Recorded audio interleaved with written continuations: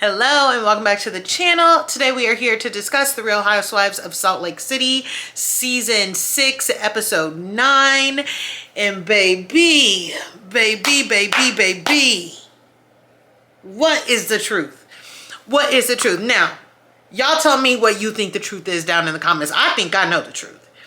I think I know the truth because y'all know one thing I like to do is put some pieces of the puzzle together. I like to reason and find where the truth is, especially if we are not going to get it because cameras were down and no one thought to pick up their cell phone. Now, one of you did comment on my TikTok video of this episode and say that you think that Heather recorded it and is saving the recording. And now I'm starting to think the same. I'm starting to think the same. You know how sneaky Heather is. You know how sneaky she is. And if you ask me, Heather has been waiting for a receipt, proof, timeline, screenshots, fucking everything moment since it last happened. She has been looking for another one of those. So I would not be surprised if come the reunion, she says that she has a recording. Now, shout out to whoever said that. I'm so sorry. I can't remember your name.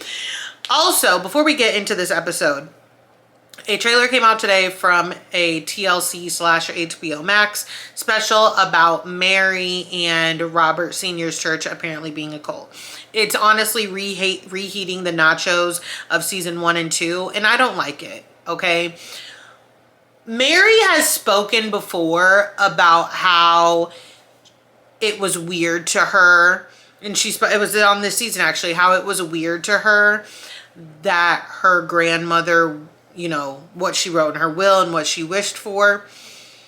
And I do think that there's a level of, I don't know how I want to say this.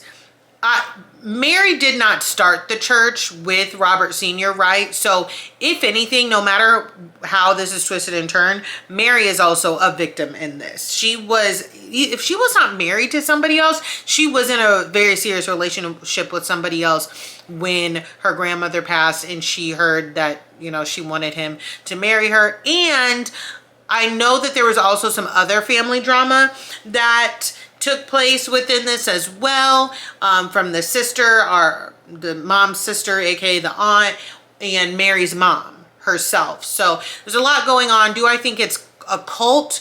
No. Again, a lot of organized religions have cult allegations. It just feels like at this point we're picking on Mary. Also, I'm just going to say it, and I'm not trying to start beef with this creator. Up and Adam is also going to be in the documentary, and I want to say this is like the third time that he has done something surrounding Mary and her church. So he interviewed Mary's mom and her stepfather, which I found to be a very, very, very distasteful interview. He is going to be in this, and then there's something else that it just seems like it's quite incessant, in which he keeps picking with Mary, and maybe it's just, you know, there's an opportunity to get in front of a camera and a microphone on a major television network. I don't know, but it just kind of seems like a lot at this point. Sorry. Now, into the episode. Pretty much this whole episode, we are trying to figure out not who done it, but how much was done. Okay, the ladies are finally on the final day of their boat trip, and the wheels, I would say the wheels have fallen off. The wheels fell off the first night. They really did fall off the first night. I didn't love that Bronwyn and Meredith threw the unicorn overboard. However, it's a very housewife thing. We've seen them throw things overboard and throw people's property out. Is it what I would have done? No. I also had no respect for Bronwyn when she sat there and told Brittany, like, oh, it was a joke. I thought you would think it was funny. No, you didn't. You're smarter than that. Come on now, Bronwyn. Don't love that. But I also don't love, listen, I don't love anybody's behavior here. I don't love that Brittany is sitting here acting like she does nothing and she is just picked on relentlessly. That's not true. And she made a comment about doing the same thing as everybody else and getting treated differently. That's also not true, Brittany. We heard Lisa and or somebody else mentioned, whoever brought up Todd farting and making out. We heard that. Bronwyn said, who said it? We found out it was Lisa. Lisa got yelled at. I think this situation was a perfect opportunity for Brittany to kind of act like a complete victim. But no matter which way you twist it, Brittany is playing the housewife game and she's getting treated the same way. Listen, even if everything they're saying about Meredith's behavior on the plane, which I do believe Meredith and Lisa got unhinged on that plane, but these women, they get a little rough with each other. I remembered, I think it was in season 2, Jen Shaw was still on the show, and she had, when did Jen get arrested? It was season 2, maybe it was season 3. Maybe it was season 3 when they went to that house in Arizona because it was supposed to be like a getaway for Jen or something like that. And it was just the same weekend as Sucks D for Jazz tickets. And Heather and Whitney got into it. Heather like body checked Whitney and she fell back, right? Lisa Barlow has a bad habit of like putting her hands on people when she's walking after them and when she's arguing with them. She just did it to Whitney on the yacht. Like she was in, maybe she did it to Heather too. Like she was yelling. She was like, no, no, no, don't fucking, like she touches people. Do I think that she touches people with the intent of hitting them? No, but I can tell you what, if I was arguing with Lisa Barlow and she went to grab my face, that would not end well for her. I mean, and not just Lisa Barlow, anybody. If I'm arguing with you and you go to grab my face like this, I'm going to assume that we are fighting. And I don't lose. And I do believe that with Brittany, we all say it. She comes off as so disingenuous because when she decides to have her moments and do her little rehearsed things that she thinks she's supposed to do, it's out of nowhere. Her bringing up that TikTok of Seth, it was out of nowhere. And it's not like it was on page 6. It was just some random TikToker. That would literally be like me being like, I heard that Andy Cohen was in St. Louis this past weekend and was in an Uber with John Mayer. That's exactly what that was. There was no merit. It was not a news source. So you brought it to the group. You said it to Meredith as a gotcha moment, and now she's on your ass like grass. Do I think that Meredith is behaving very immaturely? Yes. Because obviously we've been saying since season 1 that there's clearly something going on with Meredith and Seth. These rumors have always been around. Always been around. I think they have an agreement, just like apparently Whitney and Justin do. And listen, I'm not shocked that Whitney and Justin have an agreement. I think I was more so shocked that she spoke about it so openly on the show, which I appreciate. So the women get on the plane. They say that at the airport and on the flight from Barbados. Now, what I'm confused about is it the airport, where did they dock at? I don't freaking remember. But at the airport, apparently Meredith started really just like nagging at Brittany. And I can agree wholeheartedly that like when two people who don't like each other are around and there's one person that's just like constantly like, oh, blah, blah, blah, blah, blah, and that person's direction or constantly picking with them, it's like, okay, enough.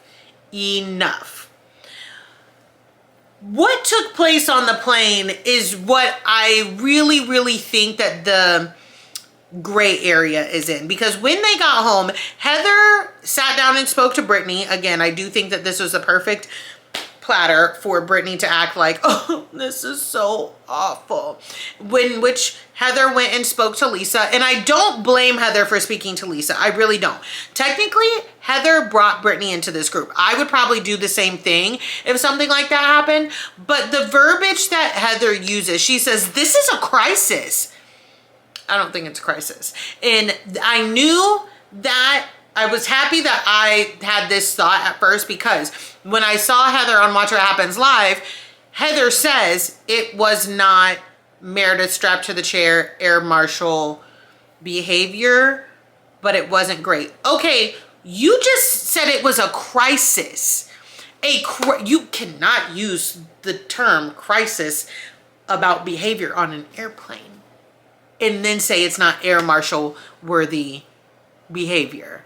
Like those two don't go hand in hand. They really don't. And I can honestly see where they were all like, dude, Meredith, shut the fuck up. And I absolutely 100% believe that Lisa Barlow is not making anything better.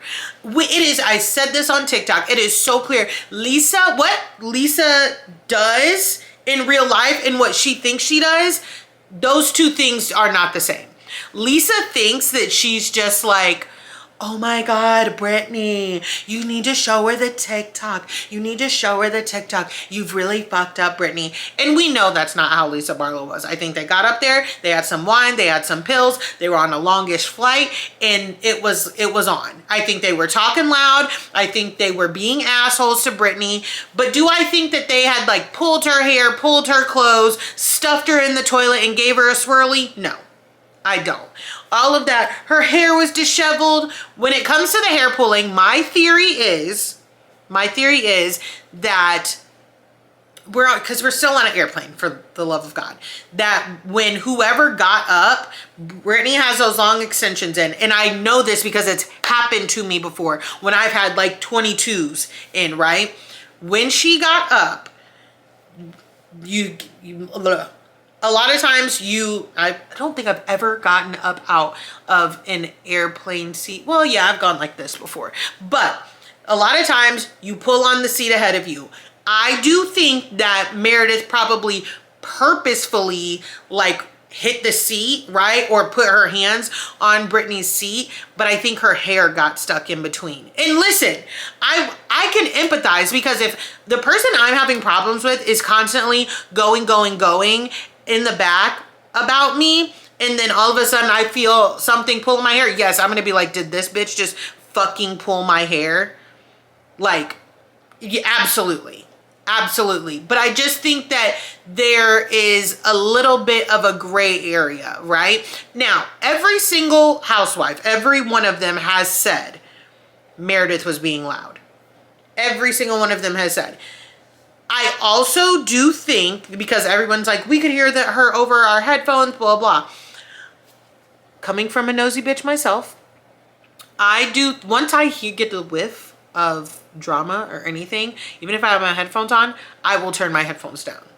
You know what I mean? I'm not willing, listen to me, like trying to play this like I'm in court. I'm not willing to believe fully that just because someone has headphones on that they're at full blast, right? And they can be turned down. So I can have headphones on and then but they can be very low and still say I was able to hear them. I think that once they all realized that Meredith was causing a scene and was freaking out, at some point, at each point, they were all like, what? Because, and how I got to that is one thing that Heather said and Mary said also was that at some point in these flights, they all were sleeping. And my thing about Heather is, Heather said when she sat down with Brittany, it was, I was sleeping and I woke up and I heard something, right? Then when she went to go talk to Lisa, Lisa was like, you were asleep. And Heather's like, no, I was woken up. Like, I was awake for most of it. I heard most of it. Mary didn't really waver. She was like, yes, I was asleep, but I also was awake as well, right? Meredith says she took a nap and watched 2 movies. Let's say the movies we'll give them 90 minutes each, 90-minute movies. That's a good movie length, right? So 3 hours plus a nap. The flight must have been maybe 5. Let's look up how long the flight is from, assuming we went from Barbados to Salt Lake City. Okay, so, okay, so I think they docked in Barbados. Honestly, guys, I'm not gonna lie to you. They could have said that and I didn't pick up on it. From Barbados to Salt Lake City is 11 hours and 35 minutes. But, and that's not, clearly they said that they had a connecting flight. Average flight on the most popular route, which the most popular route is JFK so Salt Lake City to JFK to Barbados, and backwards the other way. Average flight time is 5 hours and 38 minutes. So for 2 movies and a nap, 5 hours and 38 minutes and some time to yell at Brittany makes sense. That does make sense. Okay. So altogether we had like an 11-hour travel day. I just think that I think that everybody was asleep, okay? Because some of these women are making it seem like Meredith and Lisa were yelling for the full 11 hours and 35 minutes. I think, because this is how I would feel as well if I were them. Again, I have no doubt in my mind that Lisa and Meredith were causing terror. They were being awful. They were being immature. I think that these women went in and out of watching their movies, taking their naps, all of those things, and each time they happened to open their eyes, besides the one time Meredith was taking her nap, she was being a pain and causing a ruckus. That's what I think. Because if I go to sleep on an airplane to, like, for example, a baby crying, I go to sleep to the sound of the baby crying, and then I wake up and the baby is still crying, I'm going to be like, wow, that baby, in my mind, that baby was crying when I went to sleep and crying when I woke up. I'm going to immediately be like, damn, has that baby been crying the entire time? You know what I mean? Are we walking with me? We're walking together? Okay. See, I'm glad we figured this out together. That's what I got to, because no one has any footage for me to figure it out. And I don't appreciate that. Now, when it comes to Whitney, Justin, the arrangement, Todd, and Bronwyn, did I not tell y'all?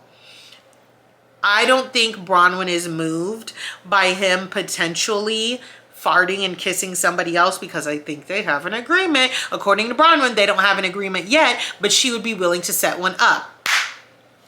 Y'all know one thing about it, I know how to read people. I'm good at reading people, okay? I did not work in restaurants for 13 damn years to not be good at reading people. I did not do hair for 6 years to not be good at reading people. Okay, my mom always jokes and says if I could have a PhD in people, I would. But Todd, you're over here making out and farting with one lady, and I need to know who that woman is.